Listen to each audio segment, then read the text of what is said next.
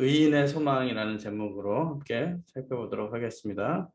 먼저 로마서 5장 1절에서 11절 말씀, 로마서 5장 1절에서 11절 말씀 읽고 시작하겠습니다.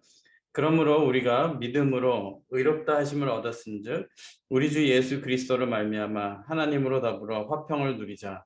또한 그로 말미암아 우리가 믿음으로 서 있는 이 은혜에 들어감을 얻었으며 하나님의 영광을 바라고 즐거워하느니라. 다만 이뿐 아니라 우리가 환난 중에도 즐거워하나니 이는 환난은 인내를, 인내는 연단을, 연단은 소망을 이루는 줄 알미로다. 소망이 부끄럽게 아니함은 우리에게 주신 성령으로 말미암아 하나님의 사랑이 우리 마음에 부은 바 됨이니 우리가 아직 연약할 때에 기약대로 그리스도께서 경건치 않은 자를 위하여 죽으셨도다. 의인을 위하여 죽은 자가 쉽지 않고 선인을 위하여 용감히 죽는 자가 혹 있거니와 우리가 아직 죄인 되었을 때에 그리스도께서 우리를 위하여 죽으심으로 하나님께서 우리에게 대한 자기의 사랑을 확증하셨느니라. 그러면 이제 우리가 그 피를 인하여 의롭다 하심을 얻었은즉 더욱 그로 말미암아 진노하심에서 구원을 얻을 것이니 곧 우리가 원수 되었을 때에 그 아들의 죽으심으로 말미암아 하나님으로 더불어 화목되었은즉 화목된 자로서는 더욱 그의 살으심을 인하여 구원을 얻을 것이니라. 이뿐 아니라 이제 우리로 화목을 얻게 하신 우리 주 예수 그리스도로 말미암아 하나님 안에서 또한 즐거워하느니라. 이는 하나님의 말씀입니다. 의인의 소망, 의인의 소망은 우리 예수님을 믿는 기독교인들, 하나님을 믿는 신앙인들에게는 소망은 십자가죠. 우리에게 우리가 죄 가운데 있을 때, 알지도 못했을 때 십자가에 돌아가심으로 우리를 의롭다 해주시는 그 의의 소망. 로마서 1장에서 4장까지는 구원의 필요성, 우리가 왜 죄인인가, 우리의 죄악의 심각성, 그리고선 구원의 본질, 이신칭이 의를 우리가 의롭지 않지만 의롭다 칭해 주시는 하나님의 은혜, 하나님의 사랑, 그 다음에 구원의 방법들에 대해서 간단하게 소개를 받았습니다. 오늘 5장부터는 구원받은 사람에게 주시는 축복과 결과에 대해서 말씀하고 있는데 그 내용을 한번 살펴보도록 하겠습니다. 여기서 사도 바울은 의롭다함을 받는 즉시 날마다 우리가 맛보며 즐길 수 있는 하나님의 은혜가 무엇인가를 말씀하고 있는데요. 로마서 3장 4장에는 아까 말씀드린 대로 이신칭이 곧 예수님을 믿음으로 우리에게 의를 주신다는 것을 말씀하셨고요. 우리의 행위에 있지 않고 하나님께서 주시는 선물이다. 내가 뭘 잘해서, 내가 뭘 봉사를 해서, 헌금을 해서가 아니라 예수님의 사랑 그 자체로 우리를 의롭다 미리 땡겨주신 거예요. 의를. 그래서 의롭다 해주시는 그 선물을 받고 그 의를 받은 자, 용서를 받고 생명을 받은 자로서 사는 우리의 삶이 바로 그리스도인의 신앙인의 삶이고 그게 감사의 삶이고 그게 은혜의 삶이라는 거예요. 우리가 뭘 얻기 위해서 하는 게 아니라 얻었기 때문에 하는 것. 얻은 자로서 마땅히 우리가 자연스럽게 하는 것. 진짜 은혜를 받았으면 감사가 흘러나오는 것. 은혜를 받기 위해서 감사하는 게 아니라 축복을 받기 위해서 감사하는 게 아니라 받았기 때문에 감사가 넘치는 것. 그런 우리의 삶을 의로운 삶이라고 해주시는 것이죠. 그래서 그것이 변화의 삶이고 그것이 가능해지는 것은 예수님의 십자가의 피로 우리가 죄사함을 받고 그다음에 성령을 선물로 받아야지 가능해요. 우리가 주일날도 계속 살펴봤는데 베드로도 예수님의 부활을 목격을 했어요. 했는데도 다시 고기 잡으러 갔어요. 그것은 이제 신학자들의 설명은 뭐냐면요. 아직 성령을 받지 못했기 때문에 목적이 달랐다는 거예요. 아직 성령을 받지 못했기 때문에 그 삶까지 그 은혜가 미치지 못하고 그 은혜가 삶을 변화시키지 아직 변화시키지 않았던 상태였다라는 거죠. 그러나 성령을 받은 이후로는, 오순절 성령 사건 이후로는 베드로의 삶이 베드로뿐이 아니라 그 제자들의 삶이 완전 180도 변화된 것. 우리도 그런 역사가 있어야 되겠습니다. 제가 이 고난주간, 매년 돌아오는 고난주간 때마다 갈등하고 좀 힘들어하는 부분이 그거예요. 고난주간 때마다 고난스러워하고 슬퍼하고 예수님의 십자가 생각하고 그러면서 고난주간 끝나면은 또 다시 예전의 삶으로 돌아가는가. 그랬다가 그 다음 해 고난주간 때 또 회개하고 그러는 우리의 삶이 너무나도 좀 앞뒤가 안 맞은 삶이 아닌가. 예수님의 십자가의 보혈로 제사함 받았으면 성령을 받고 그 다음 해까지는 우리가 변화된 삶, 좀 이렇게 향상된 삶, 좀 하나님께 더욱더 가까이 가는 삶을 살아야 되는 거 아닌가. 그렇게 되기를 바라고 그렇게 될 줄 믿습니다. 그래서 의롭게 된 믿음이 과연 무엇이고 우리는 삶에 어떻게 우리 삶에는 어떻게 나타나는가.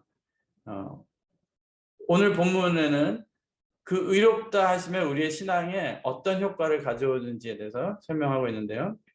여러분은 믿음 생활이 즐거우세요? 소망이 있고 매일매일 오늘은 무엇이 있을까 이렇게 익사이팅한 바라볼 수 있는 그런 소망이 있나요? 아니면은 맨날 반복되는 똑같은 성경 공부의 제목은 다르지만 내용은 똑같고 맨날 반복되는 그런 보링한 신앙생활을 하고 있는가, 생명력이 없는 신앙생활을 하고 있지는 않은가. 믿음으로 의롭다함을 받고 은혜를 받은 사람은 어떤 삶을 사는가. 오늘 나는 어떤 신앙생활을 하고 있는가 생각을 해봐야 되겠습니다. 바리새인들도 믿음이 있었어요. 그래서 주여 주여 했고 그래서 계속 율법을 지키면서 안식일 지키고 우리보다 더 열심히 한 겉으로는 더 열심히 하는 믿음 생활이었다는 거죠. 그렇지만 그게 바른 믿음 생활이 아니었다는 거. 그 이유는 은혜가 없는 자기의 힘으로 하는 믿음 생활이 됐기 때문에. 근데 잘못하면 우리도 특히 신앙을 오랫동안 가졌다는 사람들은 특히 더 그게 쉬운 거예요. 주기적이게 될 수 있고 반복적이게 될 수 있고 우리의 삶이 그냥 특별한 생명력 없는 그냥 습관적으로 하는 신앙생활이 될 수가 있다는 거죠. 그래서 하나님의 의는 예수님의 은혜는 늘 새롭고 늘 살아있는 그런 신앙이 그런 은혜인데 그런 은혜를 받기를 바라겠습니다. 우리가 평생 힘쓰고 확인해야 되는 것은 내 믿음이 살아있는 믿음인가, 올바른 믿음인가, 아니면은 눅눅해지는 스테일하다 그러죠. 그냥 지나가다가 이제 곰팡이 쓸어서 버릴 수밖에 없는 음식같이 생명력이 없는 흐르는 물이 아니라 고인물이 된 그런 믿음이 아닌가 생각해 봐야 되겠습니다. 그래서 오늘 본문에 말씀하신 것을 따라가면은 처음에 의롭다 하심을 얻었은즉 우리는 화평을 누릴 수 있다. 의를 받은 사람은 화평을 누릴 수 있다는 거예요. 화평은 깨진 관계가 회복되었을 때 가능해요. 부부 싸움을 하잖아요. 그럼 화평이 없어요. 왜냐하면 관계가 불편하기 때문에. 그러나 화해를 한 다음에는 마음에 평안이 찾아와요. 그 부분에서는. 화평은 깨진 관계가 회복되었을 때 가능한데 예수님께서 주신 화평은 예수님께서 십자가에 돌아가시고 부활하신 후에야 너희에게 평강이 있을지어다 그러셨잖아요. 간단하게 이해할 수 있는 측면은 하나님과 4,000년 동안 예수님이 오실 때까지 아담 타락 이후로 관계가 깨져 있었던 상황이에요. 그것을 회복하려고 화해하려고 예수님이 직접 오신 것이죠. 그리고 그 죄를 씻어낸 다음에야 예수님께서 너에게 평강이 있을지어다 그랬다는 거죠. 그래서 이 화평이라는 것은 죄값을 치렀을 때 또는 그 죄 씻음을 완전하게 죄 씻음을 받았을 때 화평이 가능하다는 거예요. 예수님께서 너희는 의롭다 그랬다는 것은 우리가 진짜 똑똑해 가지고 깨달아 가지고 아 하나님 내가 이렇게 해서 잘못했습니다. 우리 조상 아담이 이렇게 해서 잘못했습니다. 제가 회개합니다. 그래서 의롭다 한 게 아니라는 거예요. 아까 우리 본문에 읽었잖아요. 우리가 알지 못했을 때 아직도 죄인이었을 때 그때 죄값을 치르심으로 의를 주셨다는 거예요. 이게 저는 가만 생각해 보니까 뭐랑 비슷하냐면요. 의로운 자의 생활. 우리가 나 자신을 보면은 난 아직 죄인인데, 난 아직 의롭다 할 수 있는 사람이 아닌데라고 생각할 때가 많아요. 솔직하게 보면은. 그러면 그리고 우리 신앙생활을 할 때 진짜 하나님이 원하시는 생활을 하고 있는가? 그게 아닌가? 근데 의라는 것은 미리 땡겨주신 그 장학금 같은 그런 거라는 거예요. 왜냐하면 장학금도 한 예를 들어보겠습니다. 제 이야기를 한번 생각이 나서 예를 들을게요. 미국에는 학비가 비싸요. 대학교 학비가. 그래서 정부의 지원이나 아니면은 장학금을 받지 않으면은 중산층들은 학비 론을 안 하면은 융자를 들지 않으면은 학교 다니기가 힘들 정도로 엄청 비싸요. 뭐 1년에 3만 불, 4만 불 하잖아요. 그러니까 그래서 이제 저는 대학교 다닐 때 아르바이트를 3군데를 했어요. 3군데를 하면서 이제 하는데 그것도 만만치 않고 그렇게 일을 하면서 공부를 하려니까 공부할 시간도 많이 없고 그런데 교회에 어떤 분이 그런 사정도 아시고 또 여러 가지 이제 생각을 해서 학비 지원을 좀 해주신 분이 있어요. 그래서 그럴 때 내가 그분한테 뭐를 해달라고도 안 했고 뭐를 약속도 안 했어요. 그런데 그냥 그거를 지원을 한 학기 정도 해주셨어요. 그럴 때 저의 마음은 이걸 내가 돈으로 갚을 수 있는 형편은 안 되고 어떻게 해야 될까? 공부를 열심히 해서 그분이 나에게 지원해 주신 바라보는 게 있고 또 소망하는 게 있고 있을 거 아니에요. 이 사람이 이제 목회자가 돼가지고 하려고 그러나 보다. 그분 생각하면은 내가 다 열심히 해야 되겠다. 조금이라도 더 공부를 하고 조금이라도 더 노력을 해야 되겠다. 지금도 가끔가다 생각나면 그분 가정을 위해서 기도하게 되고 그러니까 그분이 그 돈을 주셔서가 아니라 내가 그분한테 그분이 갚아달라고 얘기를 하지도 않았는데 내가 그냥 내가 뭘 그분한테 한 것도 아니고 해드린 것도 없는데 주신 거잖아요. 그게 은혜가 예수님께서 우리에게 주시는 은혜가 아닌가. 그리고 그걸 받은 자로서 나의 마음은 딴 건 몰라도 그분이 주신 그거에 대한 보답을 어떻게라도 해야 되겠다.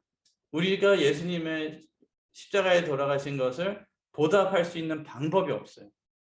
그렇지만 그냥 그것에 감사해서 그래서 내가 공부를 좀 더 할 수 있게 해주신 그분의 그 마음에 감사해서 더 열심히 할 수 있는 그 용기와 또 모티베이션이 생겼다라는 그런 게 기억이 나더라고요.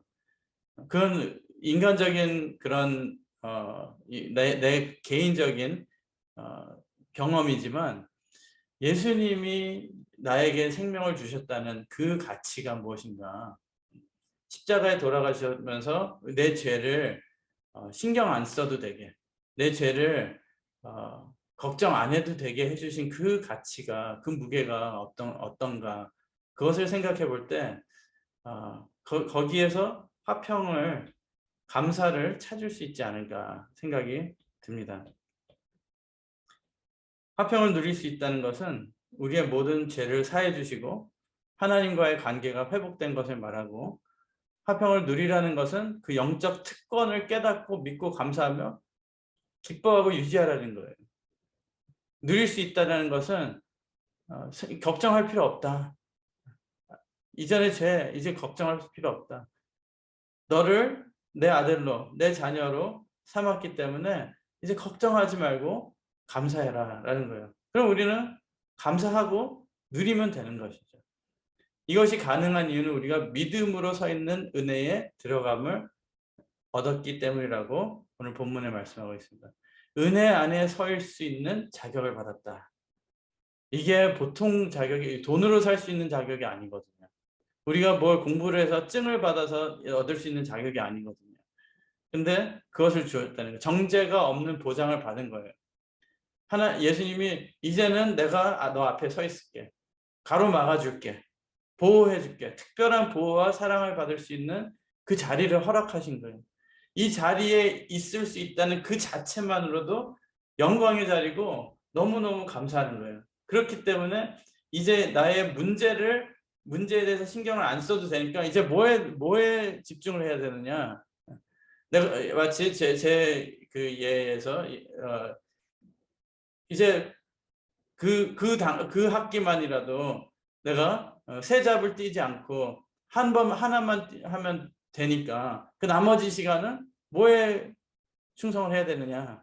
공부를 더 하면 되는 거잖아요. 마찬가지로 하나님의 은혜를 받은 사람의 공통점은 이제 내 죄에 신경을 안 써도 되니까 영광이라는 정확한 목적이 생기고 하나님의 영광을 향해 삶을 살게 되는 그 자연스러운 이치.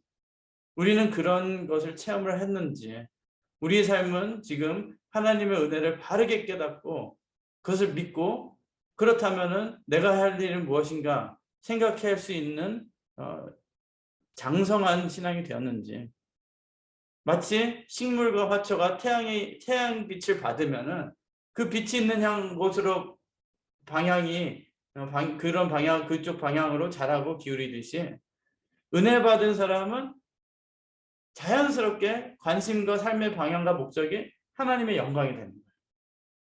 근데 또 놀라운 것은 하나님의 영광을 위해서 내가 뭘 할 수 있는 게 아니잖아요. 근데 하고 싶은 거예요. 그래서 내 삶의 방향을 그쪽으로 잡으면요, 하나님의 영광을 위해서 내가 살면 하나님의 영광을 볼 수 있게 해주셔요. 근데 요즘 요한복음 공부하면서도 잠시 말씀드렸지만, 이 하나님의 영광이라는 것은요, 내가 뭘 이렇게 해서 높여드린다, 그게 아니라 하나님의 영광은요, 하나님의 뜻이 이루어지는 것이고, 자녀를 키우는 부모들은 알 거예요. 부모의 영광은 자녀가 잘 되는 게 부모의 영광이에요. 자녀가 자랑스럽게 되는 게 부모의 영광이라는 거죠. 하나님의 영광은 그거이고, 더 나아가서 하나님의 영광을 우리에게 보여주신다는 것은 하늘 세계를 열어서 보여주신다는 거예요. 영적인 세계를. 그래서 은혜 안에 바르게 사는 자는 하나님의 세계, 하늘의 세계를 볼 수 있게 된다는 거죠. 그래서 우리 인생의 목적은 하나님께 영광 돌리는 것. 우리가 하나님께 영광 돌리고 그분의 영광 안에 거할 때 우리는 그분의 영광 안에서 모든 기쁨과 즐거움과 행복과 감사와 능력을 누리게 될 수 있다는 것입니다. 마지막 세 번째로, 환난 중에도 즐거워하나니. 이거는 조금 우리가 기대치 않았던 내용이에요. 은혜 받고 이제 하나님의 영광, 그 다음에 뭘까? 근데 환난 중에도 즐거워하나니 그래. 하나님의 은혜의 자리에 거하고 그 영광을 바라고 즐거워하는 사람은 환난 중에도 즐거워할 수 있다. 이건 고난이에요, 고난이. 신앙생활은 늘 나에게 좋은 일만 갖다 주는 게 아니라는 것은 우리가 체험해서 알 거예요. 내 속에 솟구쳐 오르는 죄악성과 쉼없이 싸워야 되고, 세상에 살면서 신앙과 부딪히는 일도 있고, 내가 보기에 공평하지 않고 힘든 일도 더 많을 수도 있고, 하나님을 믿기 때문에 더 힘들어지는 부분들도 있다는 것입니다. 그것을 환난이라고 그러는데, 또는 연단이라고 하는데, 믿음이란 영광을 바라볼 때도 즐겁고 환난 중에도 즐거운 것이 변하지 않는 것이 믿음이에요. 히브리서 11장 1절에 믿음은 보이지 않는 것들의 실상이라고 그랬어요. 그게 어떻게 가능한가? 즐거워하다 여기서는 카우카우마인데 자랑하다, 이겨내다, 높이 여기다. 그러니까 환난도 자랑할 수 있고 이겨낼 수 있고 높이 여길 수 있는 그 마음이, 그 자세와 믿음이 환난 중에 즐거워하는 은혜라는 것이죠. 은혜 안에 있는 우리는 우리 삶에 드릴 수 있는 하나님의 영광, 마지막에 누릴 하나님의 영광, 그리고 그것을 위한 환난에도 동일한 즐거움, 자랑스러운 마음과 목적을 바라보는 그런 기쁨이 있다는 것이죠. 장성한 자의 믿음이 아니면은 환난 중에 즐거워할 수 있지 즐거워할 수가 없죠. 그러면 환난 중에도 즐거워할 수 있는 이유 3절에 환난은 인내를, 인내는 연단을, 연단은 소망을 이루는 줄 알미로다 그랬어요. 환난 자체를 즐거워하는 사람은 하나도 없죠. 그건 좀 이상한 거예요. 그리고 예수님을 믿고 의인이라 칭함 받았어도 환난이 올 수 있다는 것이죠. 하나님의 자녀이기 때문에 억지로 환난 중에 감사합니다. 은혜 그러라는 게 아니에요. 장성한 믿음이면은 환난은 어려워요. 누구나 다 환난은 어렵고 힘든 거죠. 그렇지만 그 중에 그 과정에 볼 수 있는 게 다르다는 거예요. 장성하지 못한 자는 그 환난만 봐요. 근데 장성한 자는 환난을 뛰어넘어서 미래를 볼 수 있는 눈을 주시기 때문에 그것을 보고 감사할 수 있고 즐거워할 수 있다는 거예요. 왜? 환난은 인내를. 그러니까 환난이 없이는 인내가 안 생긴다는 거예요. 인내가 있으면 연단을 이겨낼 수 있다는 거죠. 연단이 있으면은 그 끝에는 소망이 있다는 거예요. 이 순리를 깨달아야 된다는 거죠. 깨달은 자는 즐거움이 있을 수 있어요. 왜냐하면은 환난 당하는 중에도 소망을 바라볼 수 있기 때문이죠. 근데 그것을 바라보지 못한 사람은 환난 중에 환난만 보고 힘들어한다는 거예요. 예를 들어서 이걸 다른 말로 하면요. 학생으로서 공부예요. 공부. 우리가 가끔 내가 학생 때 공부 좀 더 열심히 할 걸. 그런 후회하는 때가 있잖아요. 지금 현재 사회에 나와서.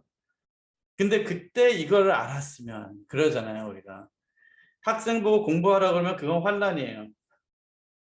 그래서 공부를 하면은 어떻게 되냐. 공부를 더 오래 할 수 있다. 왜요?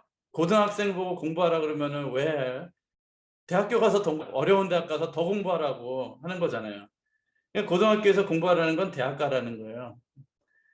대학 가서 인내하라는 것은 이제 사회에 들어간다는 거예요. 사회생활에 사회. 점점 어려워지는 일들이에요. 그렇지만 여기서 공부를 열심히 잘하면은 끝에 이 세상적으로 봤을 때 성공이 있다는 거예요. 성공. 그것을 바라보고 공부를 열심히 해라라고 하는 건데 그것을 볼 수 있는 아이들은 공부를 열심히 해요. 그런데 그것을 모르는 자들은 거의 다 우리가 다 모르죠. 학생 때는. 공부를 왜 해야 되냐. 공부를 이렇게 해가지고 그래서 대학 가면 또 공부하는데 가서 하면 되지.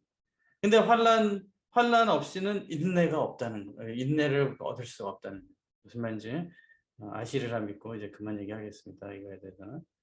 결국 소망을 바라보는 눈이 생기기 때문에 환난 중에 즐거워할 수 있는 믿음이 생긴다는 것입니다.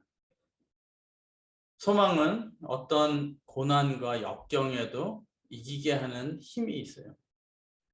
성도들 중에 어떤 분들은 너무나도 어렵고 암이 걸렸다가 항암 치료해서 낫는데 또 암이 걸리고 7번을 그런 식으로 반복하는 분들도 있고 경제적으로 힘들어서 그런데도 끝까지 믿음을 지키고 붙드는 걸 보면요.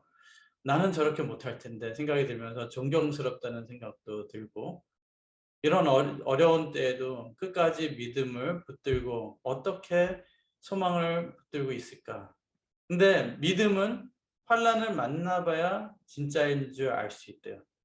마치 바람이 불어봐야 열매가 썩었는지 좋은 열매인지 알 수 있고, 전쟁이 나봐야 군인이 진짜 군인인지 아닌지 알 수 있고, 어려움에 처해봐야 진짜 친구인지 알 수 있다는 그런 말이 있듯이, 환란이 있어야지 믿음도 진짜인가, 진짜 믿음의 사람인가, 내 자신이 조금 어려움이 있다고 해서 믿음이 흔들리는가, 아니면은 끝까지 좋을 때나 어려울 때나 그 믿음이 흔들리지 않고 끝까지, 물론 내가 잠시는 흔들릴 수도 있죠.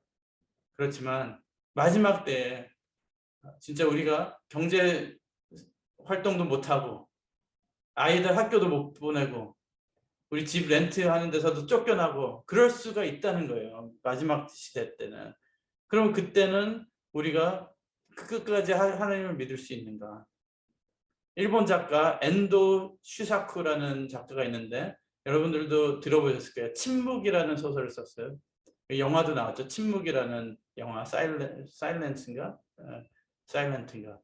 그 일본의 선교사들이 가서 잡혀가지고 한신자가 믿음을 배반하고 신고를 해가지고 잡혀가지고 고문당하고 순교당하고, 그런데 제목이 침묵인 이유는 그렇게 하나님의 말씀을 선교하려고 간 사람들이 고문을 당하고 순교하는데 하나님은 왜 침묵하십니까? 그래서 침묵이에요. 하나님은 왜 그대로 하나님의 사람들이 죽어가고 하나님의 사람들이, 믿는 사람들이 이렇게 괴로움을 당할 때 왜 가만히 계십니까? 하나님이 살아계시다면 왜 이런 일이 생기게 놔두십니까? 왜 도와주시지 않으시고 하나님의 사람들이 고생을 하고 죽어가게 놔두십니까? 우리가 교회에서 간증거리도 많이 있고 우리가 성경에서 좋아라 하고 읽고 가르치는 내용들은 대부분 마치 다니엘의 세 친구가 풀무불에 던져졌는데 하나님께서 도와주셔서 타지 않고 살아나온 거, 그런 기적을 막 좋아하면서 읽어요. 증거하고. 근데 교회사에 보면은 그런 일은 아주 드물었어요. 대부분 사람들은 불에 태우면 탔고, 토백으로 켜면은 잘렸고, 떨어뜨리면 떨어졌고, 십자가에 처형하면 죽었고, 많은 고난과 순교가 있었다는 거예요. 그럼 여기서 기적은 무엇인가? 기적이라는 것은 다니엘 세 친구의 믿음과 같이 그리 아니하실지라도 그게 기적이에요. 불에 타지 않게 하셔서 기적이 아니라 그리 아니하실지라도 나는 끝까지 믿는 게 기적이라는 거예요. 우리는 그런 기적의 믿음을 갖기를 원합니다. 하나님께서 왜 돕지 않으셨는가? 그것은 하나님의 뜻이 있었고, 그런 순교를 통해서 이후에 더 많은 사람들이 믿게 되었기 때문이겠죠. 그건 우리가 생각할 수 있는 이유겠지만, 은혜를 받지 못하면 그것을 이해를 할 수가 없고, 은혜가 있으면요, 내가 그 자리에서 죽는다 해도 믿음이 흔들리지 않을 수가 있다는 것입니다. 우리는 마지막까지 견디고 믿겠다 하지만 지금 현재 조금만 불편하고 기분 안 좋아도 자리를 못 지키고 은혜를 못 지키고 그러고 있잖아요. 그럼 진짜 환란이 왔을 때는 어떻게 할 것인가? 지금부터 환란의 결과 인내가 있어야 되고 오래 참고 견디는 훈련을 해야 되고, 그럴 때 연단을 통해서 인정을 받고 시험을 통과한 성품, 그리고 그런 사람에게 소망이 생긴다는 것입니다. 결국 믿음으로 의를 주시고 의를 통해 화평을 누리게 해주시고 은혜에 들어가 서 있을 수 있게 해주시고 영광을 맛보고 바라보고 즐거워하고, 그렇기 때문에 환난 중에도 즐거우게 하시는 그런 소망, 그런 믿음을 오늘 본문에 말씀하시는 것입니다. 마지막으로 한 가지 더 예를 들고 마치도록 하겠습니다. 송명희 작가 아시죠? 송명희 작가. 나 가진 재물 없으나. 나라는 찬양 가사를 쓴 분인데요.